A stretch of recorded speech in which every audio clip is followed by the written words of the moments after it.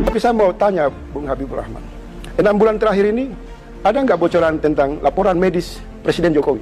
Misal soal mental, kejiwaan, psikis, mungkin bocor di kubu Prabowo. Kenapa ya Anda sampai meminta Presiden untuk mengecek kejiwaan? Ini satu sisi yang tidak dibicarakan. Jadi kalau tadi dibicarakan, misal Bang Iqbal mengatakan Presiden panik, berarti alamatnya soal problem kesehatan. Kecemasan.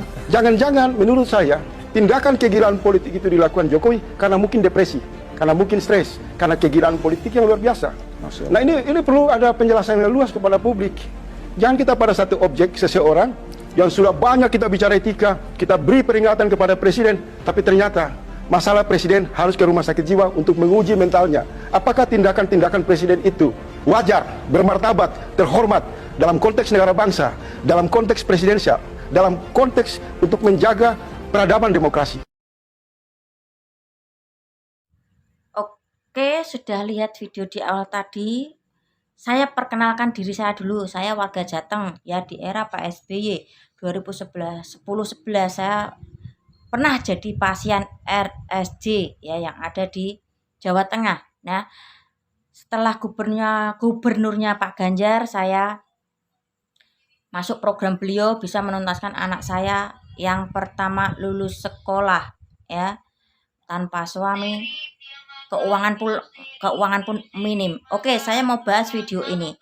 Pak Joko tidak stres, Pak Joko tidak gila. Justru Anda itu ya, kenapa cara ngomongnya menggebu-gebu ya? Itu otak Anda itu kencang ya. Kalau Anda mendukung kubu 02, itu ya yang panik tuh Anda.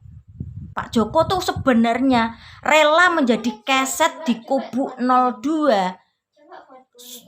ya. Kebaikan-kebaikan Pak Joko yang dia punya itu diserahkan ke kubu 02. Tapi kubu 02 tidak paham, tidak sadar diri karena merasa di atas dan ini banyak ya. Meski status Pak Joko itu presiden, dia rela menjadi kesetnya kubu 02 ya. Bukannya Pak Joko stres gila, tidak, karena kegilaan politiknya yang luar biasa, tidak ya. Sampai Pak Joko menjadi keset pun kalian-kalian yang ada di kubu 02 belum paham, tidak mengerti ya. Beliau itu sudah membantu banyak karena kerakusan ya, maaf agak kasar, moga nggak diancam saya ya. Kubu 02 ingin menjadi presiden ya. Sebetulnya dari awal Pak Joko itu sudah mempromosikan Pak Erick Thohir, tapi kenyataannya apa? Capres 02 mengajukan proposal ke Pak Joko untuk menjadikan anaknya itu Gibran menjadi cawapres ya. Sebetulnya itu Pak Joko pun juga tidak setuju ya, karena saking ambisiusnya ya, nama status presiden yang tertinggi di masyarakat kecil hancur karena capres 02 ya. Sekali lagi, Pak Joko tidak stres, Pak Joko tidak gila ya.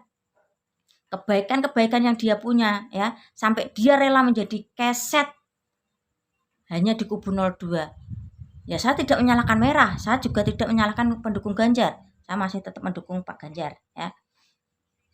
Saya tidak menyalahkan merah, saya tidak menyalahkan pendukung Pak Ganjar yang marah kepada Pak Joko ya.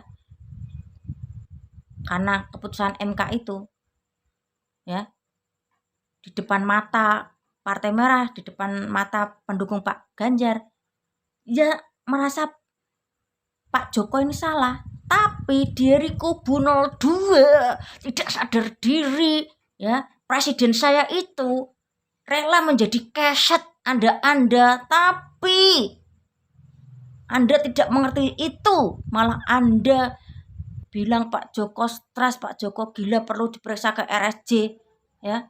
Saya banyak mendalami setelah keluar dari RSJ.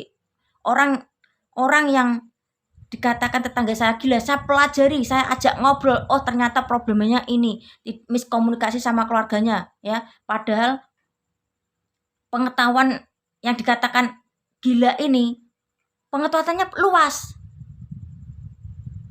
tapi pihak keluarga tidak memahami itu, ya. Saya pelajari banyak, nggak cuma satu orang. Ada di video-video di awal tadi, di yang dulu-dulu video saya, ada orangnya. Sebetulnya nggak gila, ya. Terus itu kalau dimakan Tony, tahu nggak Tony siapa? Dia malah Ingat, Pak Joko tidak stres, tidak gila, ya. Rela menjadi keset hanya untuk kubu 02. Wajar kalau tim merah sama pendukung Pak Ganjar iri, ya. Karena sifat manusia pun juga ada rasa iri, wajar, ya.